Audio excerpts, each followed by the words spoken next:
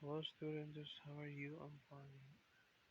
In this video, I'm gonna teach you biology, sorry, geography grade 9, unit 3, now unit 2, 2.3, control of weather and climate.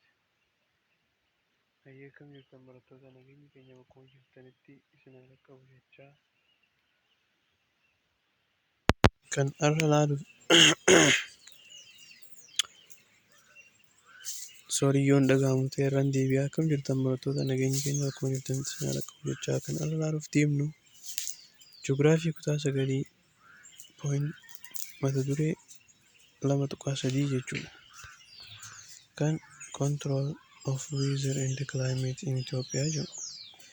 Hayyee osoo barnoota keenya ittiin seenneen duratti chaanala keenyaaf warri haaraa taatan subscribe gochuun dagatinaa jechaa kan maatii taatanis like share gochuun hiriyoota keessan biraan gahaa jennaa.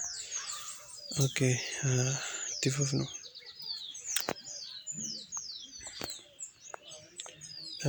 2.3 Controls of weather and climate in Ethiopia.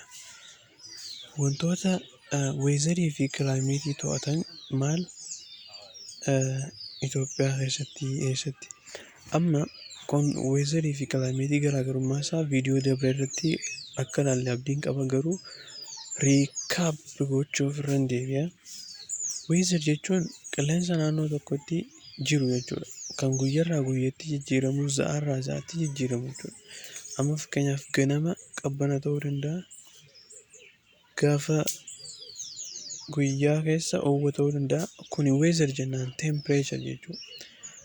But climate jechuun qilleensa baramaa naannawaa tokkooti.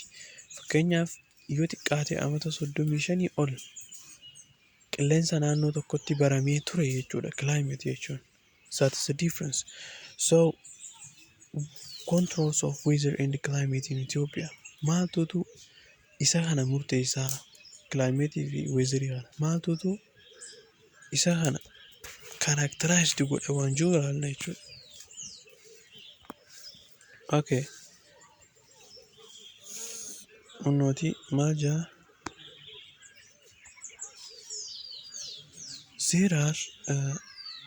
There are various climates in Ethiopia. Ethiopia has a climate garagaraa jira jechuudha. The spatial and the temporal distribution of the climate element in Ethiopia is determined by various physical factors, which are generally known as control of weather and the climate. The spatial jechuun based on space jechuudha. Boota space, temporal is time. Amma faffaca'insi bootaa fi yeroodhaan garagara ta'uun kilaayimeetii Itoophiyaa kun maaliin determined ta'a jee maaliin adda baha? Physical factorii warra maal jedhamuun beekaman control of weather and climate jedhamuun beekamaniin adda baha jechuudha.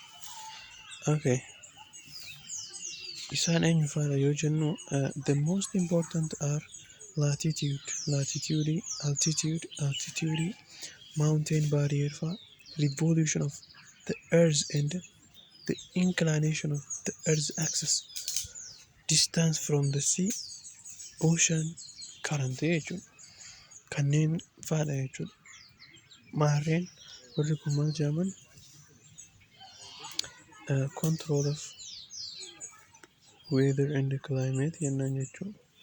Weather and climate. Okay. Tokko ilaalla. Kan dura latitude jedha. What is latitude? Latitude as climate control. Latitude kun akka wanta climate kana to'atu tokkotti it is an angular location of place or a point with reference to the direct rays of the sun. Bakki kun location angulaariin taa'e tokko jechuun bootaa tokko kan maal ta'e kan reference to the direct of kan kallatteeffame jechuun kallattii xiyya aduutti. When we speak of latitudinal impact on the climate of Ethiopia, giseedhaa fi akka laatitiyuudiitti Itoophiyaa irratti dhiibbaa gaggeessu laallu we are considering angle of the sun. Wanni ilaaluu jirru maal nuti aangilii aduuti jechuudha. Aangilii aduun xiyyi aduu biyyattii irratti oolu jechuu kan ilaaluu jirru. Irraan deebi'a gisee we speak of latitudinal impact. Dhiibbaa laatitiyuudiin kilaayimeetii Itoophiyaa irratti qabu jennee gisee haasofnu wanni nuti consider godhu jirru maali? Aangilee kamiini xiyyi ifaa aduu biyyattii irra oolaa waan jiru jechuudha. This is because the rays of the sun fall vertical on the equator and slanting in the temperature in the polar region. Slanting maali?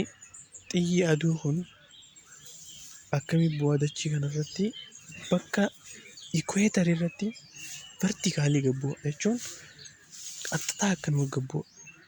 Garuu yoo bakka ittiin temperate takka hoo polar region yoo taate qarqaraan akkana aangiliin qarqaraadhaa malee walakkaa irratti hin oolu. Kun asirratti ni ilaalla fakkeenyaaf. Amma footoon kun yoo ilaalle kuni maal as biraan equatoriidha. Kanaafuu xiyyi ifni aduu asiin vertikaalii qaxxaa irra dhaabbata jechuudha. Gama poolaarii fi tempereetii kana immoo qarqara isaati. Amma aduun akkana yoo taate akkana ifti ta'a. Ifaan sii kana carrii dhaqa malee ifaan guddaan hin dhaqu jechuudha gama tempereetii fi gama poolaarii. Garuu kan walakkaa kana akkatti ilaa vertikaalii irra dhaabbata jechuudha. Kanaafuu qe'ee kanatti maali jechuudha? Enerjiin annual 2.5 times more than energy than the pole. Qarqara lameen irra 2.5 dhaanii caala jechuudha enerjiin bakka kana jiru. Maaliif aduu walakkaa sirrii sammuurra oolti waan ta'eef. Kuni more diffuse large area coveredha. Kaanillee akkasuma. Kana jechuudha. Kana waa'ee laatitiyuudii haasofna. Okay. Kanaaf Ethiopia's location within tropical zone result. Gama tropical zone resultii Itoophiyaan wanni Itoophiyaan tropical zone wanni jiraachuun si maaliif faayidaa ta'e maal fidee waan jiru amma. Tropical zone jechuun naannawaa kanaa jechuudha. Asii fi as jidduudha tropical zone jechuun. Asiin equatoriidha gamanaanis tropical zoneidha gamanaanis tropical zone. Itoophiyaan as jirti jechuudha. Kana so maal fidee jechuudha Itoophiyaan tropical zone keessa jiraachuun the high temperature during most of the year temperature guddaa qabaachuudha jechuudha amata hedduu jechuudha. Ammas high daily range of temperature guyyaa guddaa qabaachuu. Ammas relatively small annual range of temperature annual range tokko ammas relatively xiqqaa qabaachuu. Little difference between summer and the winter in ratio of daylight to night. Ammas kun maal fide garaagarummaa fide jechuudha. Bunaa fi ganna dheerina guyyaa irratti garaagarummaa fide jechuudha. Okay. Biin inni itti aanu altitude. Altitude of maali? Altitude is the main factor that determines the spatial distribution of temperature in Ethiopia. Altitude kun maali? Factorii isa guddaa jechuudha. Main katee kan maal adda baasu space and temperature differentiation in Ethiopia jechuudha. Garaagarummaa iddoo fi temperatureatu kan uumu jechuudha. Different places that exist on the same plane or angle of the rays sun might be expected to experience equal temperature.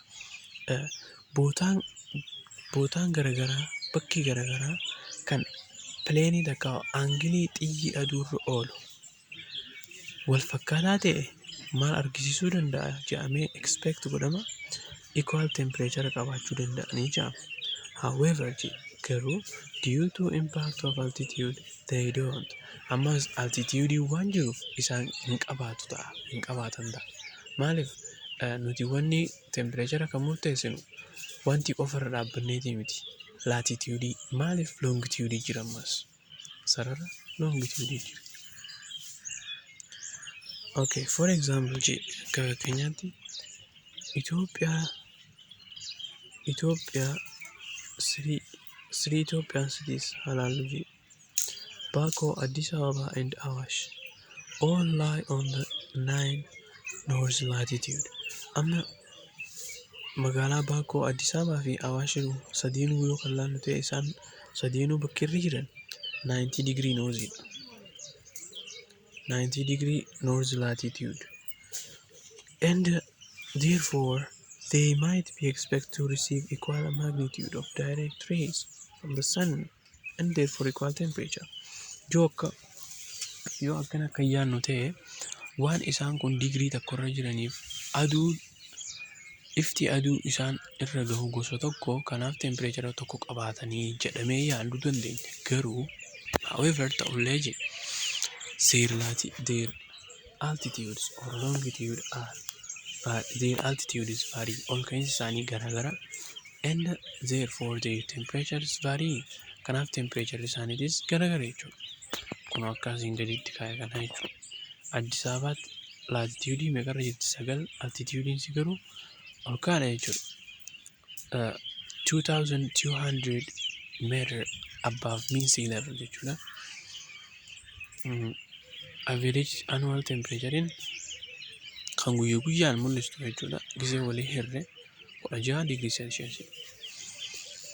Baakoon garuu west shawaadha isiin 9 isiinis garuu ol ka'iinsi isii meeqa? 1,800 meetira garuu temperature 17. Awaash garuu 9 taatee meetirrisi meeqa? Ol ka'iinsi 916 temperature 25. Asirraa maal hubannaa? Akkuma altitude dabalaa deemuun temperature hir'ataa deema jechuudha. Their relation is inverse relation. Proportionii inverse ta'e qabu jechuudha altitude fi temperature. Amma lakkuma altitude dabaluun karaa Addis Ababaatti temperature gad xiqqaata. Gama Baakoo waa xiqqoo ol kaa'uudha 17 ta'e ol ka'e lakkuma gad xiqqaatuun temperature ol ka'a jechuudha. The table illustrates the effect of altitude on temperature. Teebiliin maal agarsiisti? Dhiibbaa altitude temperature irratti qabu agarsiisti jechuudha. Confirming the fact that temperature decrease as altitude ascends from lowland toward the interior highland. Kun maal agarsiisa jee? Confirm kan mirkaneessu lakkuma altitude xiqqaachaa deemuun ol ka'iinsi xiqqaachaa deemuun maali? Temperature ni xiqqaataa jee lakkuma altitude ol ka'aa deemu jechuudha. Kana jechuudha. Eessarraa eessatti lafa ol koorraa lafa dhooqaarraa gara lafa ol kootti lakkuma ol ka'aa deemuun altitude temperature ni xiqqaataa jee. Okay. Inni kaan mountain barrier jechuun mountain barrier can affect climate in that they exert influence on the spatial distribution of rainfall. Mountain barrier kun climate naannoo tokko affect gochuu danda'a, miidhuu danda'a, dhiibbaa gaggeessuu danda'a. Akkamitti? Spatial distribution of rainfall. Rooba kana hanga tokko isaantu harkisa waan ta'eef jechuudha. Spatial distribution of rainfall kan isaan irratti qaban dhiibbaa jechuudha. Places located in the leeward side of mountain, also called rain shadow, receive little rain. Maal jee? Maal jee laal? Places located The leeward side of mountain, also called rain shadow, receive little rain. Amma kun leeward jechuun amma bakka hundi maal qaba gara bubbeen irraa dhuytu qaba jechuun gara qilleensi kallattii tokkorraa gara kallattii tokkoo yaa'u qaba jechuudha bootaan hundi. Kanaaf amma fakkeenyaaf kun gaara yoo ta'e qilleensi gamana yaa'a yoo ta'e akkatti roobnis gamanaan dhufa jechuudha duumessis asiin dhufa. Kanaafuu gamni kun rooba ni argatan. As duuba gaara kana duuba leeward jennaan jechuudha. Leeward side jennaan. Gama kana garuu windward jennaan. Karaa bubbee fi karaa bubbeen hin jirre. Karaan leeward kun rooba xiqqaa argachuu danda'a because of mountain barrier jechuudha. Okay. Konootiin iyyuu fidee ni ilaalla jechuudha. The side of the mountain facing the wind laden with moisture is called the windward side. Gamni kun karaa qilleensi itti dhufu kun bubbeen itti dhufu kun ifi duumessinis achumaan dhufa. Karaan kun moistureedha jiidhaadha maal jedhama windward side mountain jennaan. Inni kaan kun garuu leeward side is named as the side of the mountain that does not fade the laden moisture. Karaan kun ammoo karaa bubbeen irraan dhufne karaa jiini qilleensi jiidhaan irraan dhufne faallaa gaaraa sanii jechuudha. Kanaafuu gaarrinis climate irratti dhiibbaa qaba jechuudha mountain barrier. Inni diimaadhi revolution of the earth and the inclination of the earth axis. Revolution jechuun lafti zooruu jechuudha. Revolution akkatti kun ammaa yoo ta'e akkatti zooruu kana gaafa fixxu lafti revolutionii tokko fixxee jechuudha. Revolutioniin kanaatii fi inclinationiin kanaa aksisii isii maal miidha climate ni miidha jaan. Okay. The axis of the earth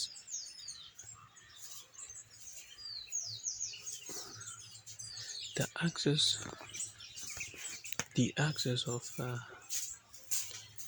axis of the earth inclines 23.1/2 degree to the normal of the elliptics. So axisiin incline jechuudha degree 23 takka lammaffaa normal elliptic irra oola jechuudha. As the earth revolves around the sun, akkuma dacheen aduutti meerattuun this inclination produces change in angle of the sun's ray. So osuma amma akkatti jirti aduun akkatti jira orbiitiin laftis asirra zoorti. Osuma akkatti deemtu asiin akkanatti gaafa zoortu maaliif biitti takka amatarraa jechuudha change of angle of the ray of the light of the suniin uumamu wala akkas jechuun xiyyi ifaa kallattiin itti dhaabbatu ni meeratti waan ta'eef bakka tokkorraa bakka tokko jijjiiramuu malaa jechuudha. Thereby kanaaf affecting the length of time the sun shines on the earth every other day. Kanaaf affecting the length of time dheerina yeroo kan miidhu the sun shine on the earth every other day jechuudha. Kanaafuu aduun ni baati jechuudha guyyuma hariyaa'u bakka adda addaatti jechuun maal jee laal irraan isinii deebi'a. The change in the angle of the sun rays thereby affecting the length of time that the sun shines on the earth every day. Maal jee aangiliin isii kun jijjiiramuun aangiliin xiyya ifaa kun jijjiiramuun maal affect godha dheerina yeroo aduun dachee irratti itti baatu guyyaarraa guyyatti affect godha jechuudha. Okay.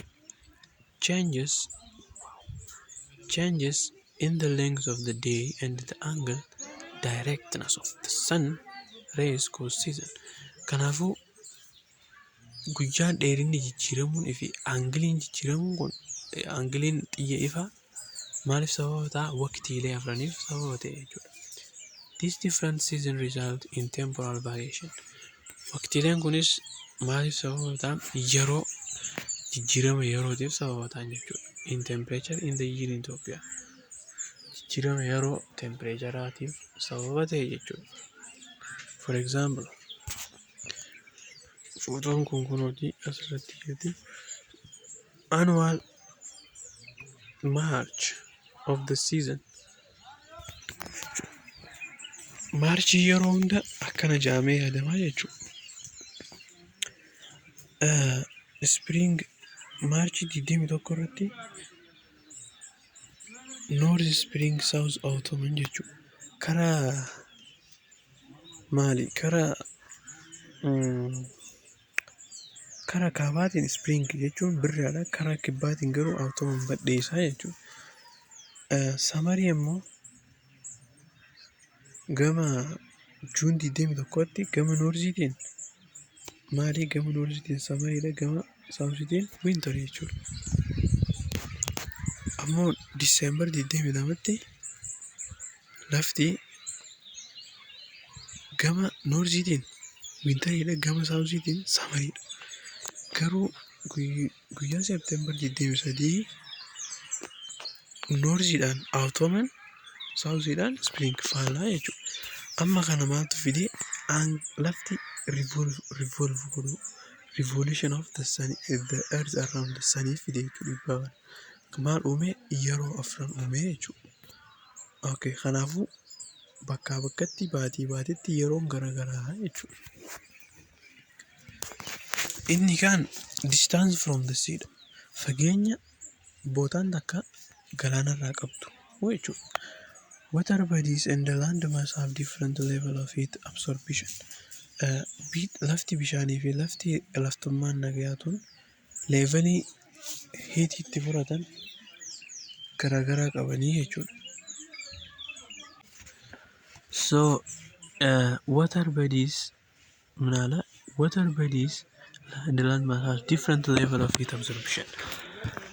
Leevalii heetiitti fudhatan garaagarummaa qabaa jechuudha. Kan bishaanii fi kan lafaa.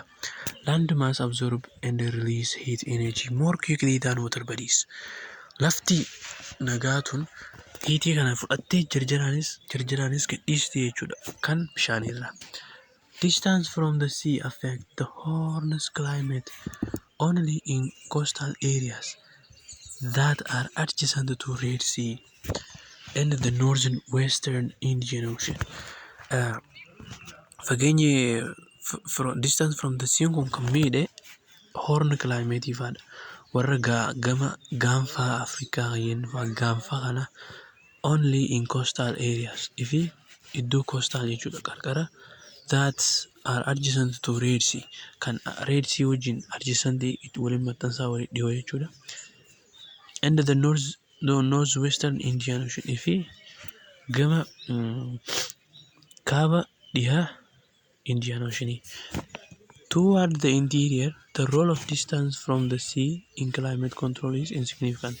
Garuu gama keessaatti yoo dhufne walakkaa biyyaatti yoo dhufne distance from the sea kun dhiibbaan qabu jechuudha. Maal irratti? Climate irratti. Inni affiin immoo maali? Ocean current jedha. Ocean current. Warm and cold ocean currents can affect the climate of coastal region. Warm fi oowwaa fi qabbanni oowwinaa fi qabbanni bishaan yaa'u kana maal miidhuu danda'a? Climate coastal regionii gama biyya bishaanii dhiyoosanii miidhuu danda'a jechuudha. But only inni sanuu gisee miidhu only when local winds blow in from the sea. Yeroon inni miidhuu danda'u yeroon takkittiin giseedhaa fi windiin blow in from the sea. Gisee bishaanirraa qilleensi gama lafa saniitti yaa'u gamas dhahu yeroo san qofa jechuudha kan miidhu. Warm currents heat the air over the ocean and bring higher temperature over the land. Warm current gisee oowwaa kana heat air qilleensi oowwaan over the ocean kan bishaanirraa sun jechuudha. Bring higher temperature over the land. Maal fida? Lafarra temperature akka guddatu godhaa jechuudha. Oowwinaan tasi'aa jechuudha. Cold current gaafa garuu cold current bishaan qabu lower the air temperature. Maal godhuu danda'a? Temperature qilleensaa xiqqeessuu danda'a. Kanaafuu maal godha? Can bring colder temperature over the land. Lafarra qabbana fide maaliif gama lafaa asii yaa jechuu qilleensi. In Ethiopia the role of ocean current in climate control is inconsequential. Itoophiyaa keessatti the role of ocean current kun consequential. Maaliif jedhee asiin gaafadhu viidiyoo paas gochanii deebisuu dandeessan. Maaliif ocean current kun Itoophiyaa irratti miidhaa hin qabaanne gaaffii xiyya deebisaa. Video pass godhaa anis bakka yoo xiqqoo isin kan bakka ani deebisa because Ethiopia is landlocked country. Itoophiyaan biyyaan marfamte waan ta'eef bishaan hin marfamne kanaafuu bishaan nu miidhu jechuudha. Kana bakka arraaf asuma irratti nu haa ga'uun jaa guyyaatti aanu 2.4 wal agarra hanga sun nagaatti horaa bulaa isiniin jenna.